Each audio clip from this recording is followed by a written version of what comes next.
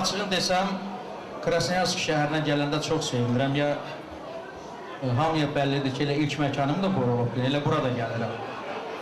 Keçən səfərdə İlyas müəllimin qız balasının toyunu burada elədik. Ondan sonra nə qədər məclislərimiz, yeni şənliklərimiz, Novruz bayramlar, şənliklər, 2 dənə toylar, elə hamısı mən görəni deyirəm burada olur.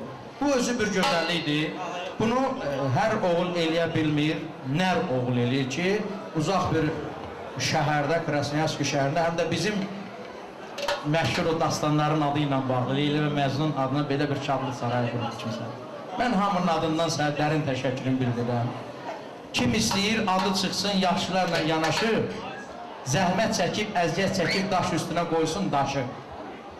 Oğul odu körpü olsun, ellər gəlib keçsin ondan.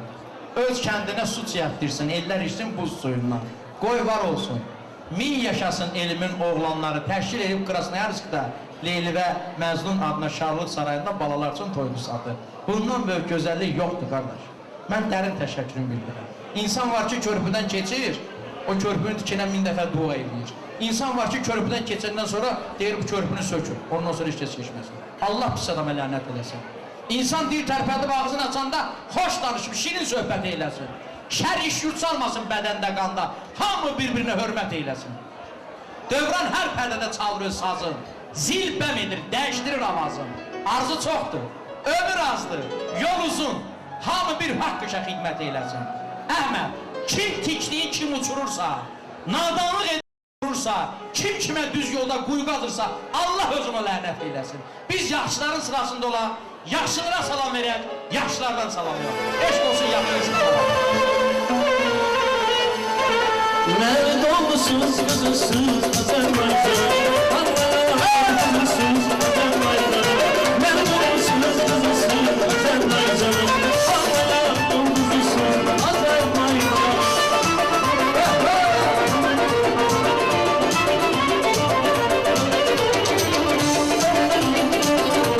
Bütün cəmiyyəti sənədələrlə təşəkkür edirəm. Azərbaycan elimdir, olmayasız dilimdir. Neylənəm qürbət edir, güzəllər güzəlimdir. Mərd olmuşsunuz, qızısınız, Azərbaycan. Allah'a kızısınız, Azərbaycan. Mərd olmuşsunuz, qızısınız, Azərbaycan. Allah'a kızısınız, Azərbaycan.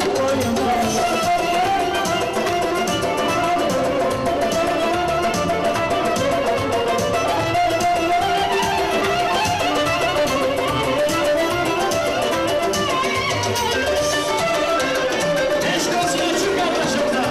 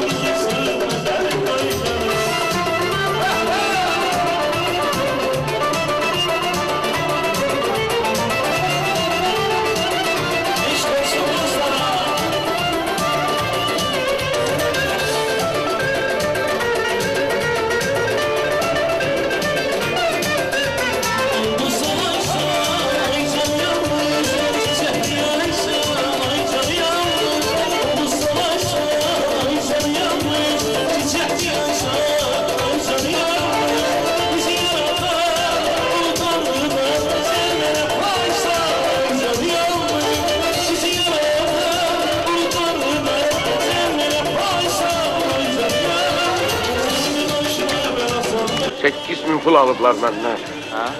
Oynamaqlarına bax.